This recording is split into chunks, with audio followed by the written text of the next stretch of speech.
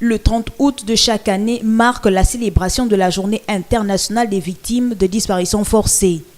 En son article 2 de la Convention internationale pour la protection de toutes les personnes, cette journée concerne les arrestations ou détentions sous toutes ses formes, des enlèvements ou un quelconque aspect de privation de liberté.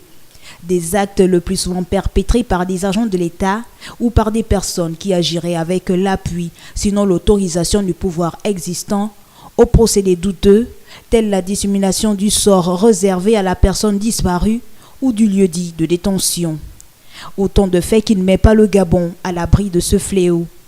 notamment avec le cas de Jocelyn Obame Nsimoro, plus connu sous le pseudonyme de Stampy Love Obame du monde de la communication dans une chaîne publique, activiste et résistant qui s'insurgeait ouvertement contre les idées du pouvoir en place et disparu depuis le 18 décembre 2017, sans que les proches, moins encore l'opinion nationale, ne sachent réellement ce qui lui est arrivé, s'il est en vie ou de son lieu de détention. L'on n'oserait parler de cette journée des victimes des disparitions forcées non sans évoquer les cas de Zibi Abégué Bertrand, Landry Washington Amiang, Frédéric Massavala, Pascal Oyugou et Hervé Mombo Kinga,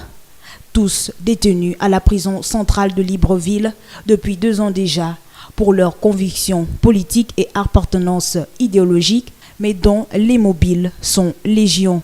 Au regard de ces quelques cas énumérés, tout porte à croire que ces techniques de silence assujetties et l'entremise sûre de ces dirigeants de semer la terreur au sein d'une nation entière pour consolider le pouvoir. Un comportement qui traduirait les faiblesses des institutions.